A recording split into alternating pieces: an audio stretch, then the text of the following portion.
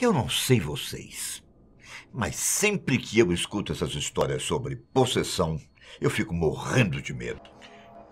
Meu nome é Bira, e nessa Sexta do Medo, eu quero contar para vocês sobre a história que inspirou o filme Verônica. Quando você assistiu O Exorcista, você também ficou dias sem dormir? Eu, particularmente, sempre fico incomodado quando escuto essas histórias. E se tratando de mais um episódio do quadro Sexta do Medo, resolvi compartilhar esse caso com vocês. Verônica, um filme espanhol lançado em 2017, fez um sucesso considerável. A trama conta a história de uma garota que, ao usar o famoso tabuleiro Ouija, é possuída por um espírito. Assim como outros filmes envolvendo possessão, Verônica também foi baseado em fatos reais. Então vamos lá. A história do filme foi baseada na vida de uma garota, chamada Estefânia Gutiérrez Lázaro, de apenas 15 anos de idade. Ela morava em Vallecas, um subúrbio localizado ao sul da cidade de Madrid. Em 1990, ela e sua família moravam em um apartamento na rua Luís Marín. Nessa época, Estefânia era adolescente e, como qualquer outra pessoa da cidade, ela se interessava por coisas sobrenaturais. Assim como no filme, um dia ela resolveu brincar, junto aos seus colegas, com o famoso tabuleiro Ouija, também muito conhecido aqui no Brasil como o jogo do copo. A família de Estefânia até sabia que ela se interessava pelo ocultismo, mas nem suspeitava que uma brincadeira simples poderia mudar seu destino. Um dia, ela levou o tabuleiro para a escola, onde sua história de terror começou. Segundo a lenda, Estefânia e suas amigas tentavam fazer contato com o espírito do ex-namorado de uma de suas colegas, que tinha morrido recentemente em um acidente de moto. O mais curioso é que, em uma das ocasiões em que elas tentavam fazer contato, uma freira interferiu na sessão e quebrou o tabuleiro.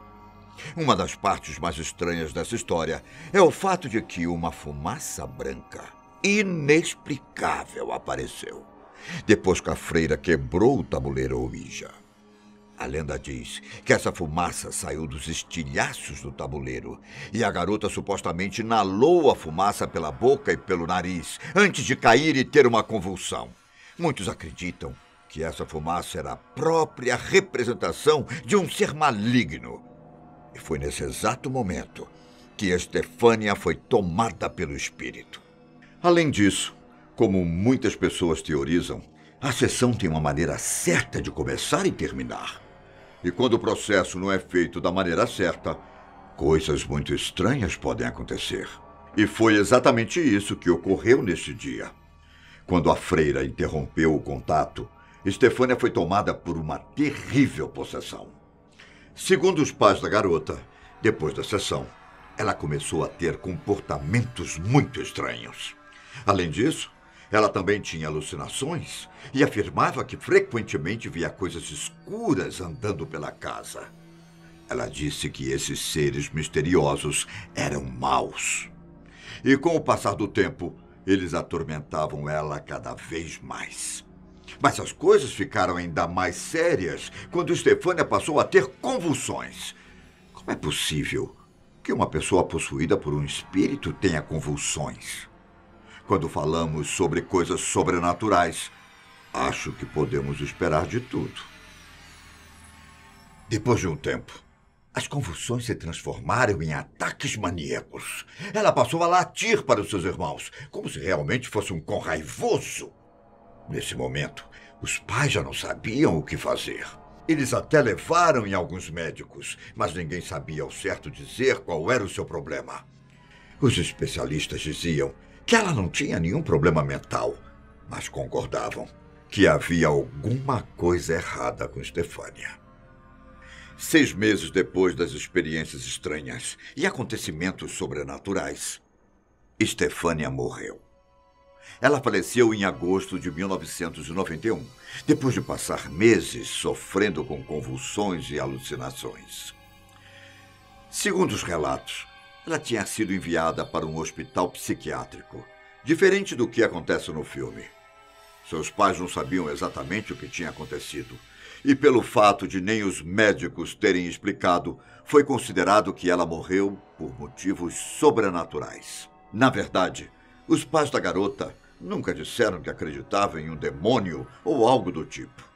Mas eles sabiam que a morte da filha tinha sido causada por um ser maligno.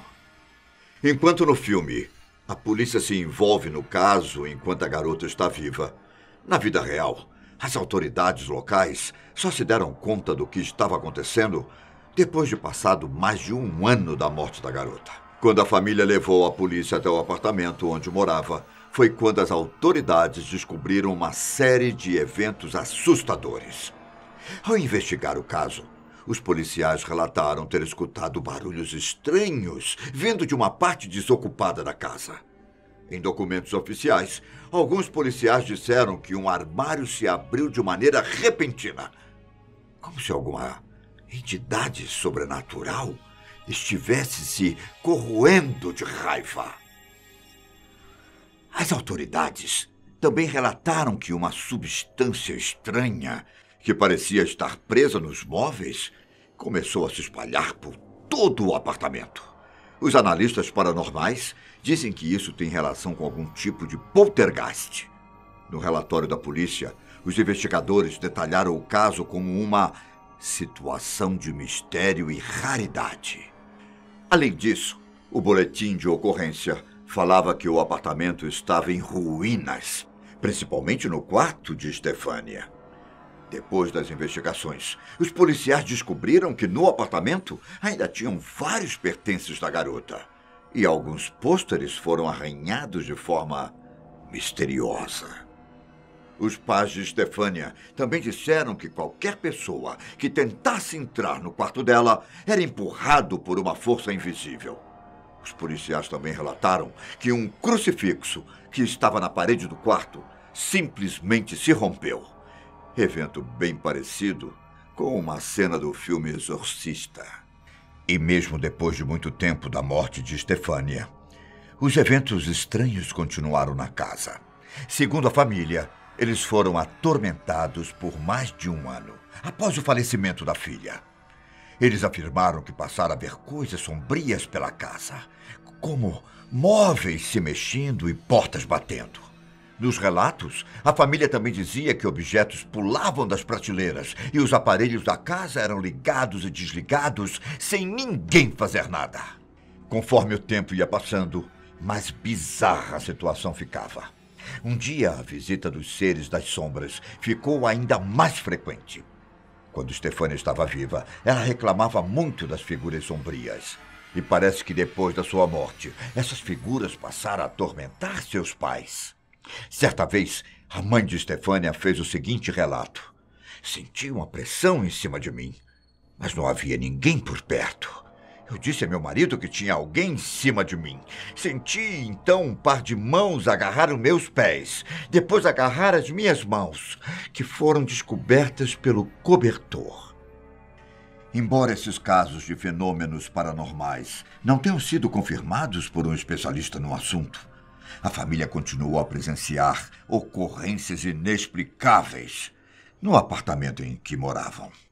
Teve também um acontecimento envolvendo uma fotografia da menina que estava em cima de uma mesa. A família relatou que, do nada, sem explicação alguma, a foto caiu da mesa e simplesmente começou a queimar. E foi só depois disso que a família ficou decidida a entrar em contato com as autoridades. Caso você tenha visto o filme, provavelmente se lembra que esse momento foi retratado. De acordo com as pessoas que presenciaram o acontecimento, o filme foi fiel ao fazer a representação do evento. Depois de um bom tempo que a garota morreu e as investigações da polícia tinham chegado ao fim, a família finalmente resolveu deixar o apartamento. Curiosamente, a assombração também parou de se manifestar. Desde que a família saiu do apartamento, não houve mais eventos sobrenaturais no prédio onde tudo aconteceu. Mas qual é a veracidade desse caso? Qual parte é lenda e qual é real? O mais assustador de tudo isso é que a única fonte deste mistério é a família e um relatório policial. Uma das razões de muitos estudiosos de casos paranormais terem se prendido a essa história é o Boletim Policial Incomum, que relatou vários dos acontecimentos que eu citei. Porém, nunca houve uma declaração ou depoimento de qualquer professora ou funcionário que confirme o acontecimento envolvendo o tabuleiro Ouija. Além disso, também não há registro de amigos ou colegas da garota. Tudo que eu mencionei ou foi relatado pela mãe de Stefânia ou estava registrado no boletim policial.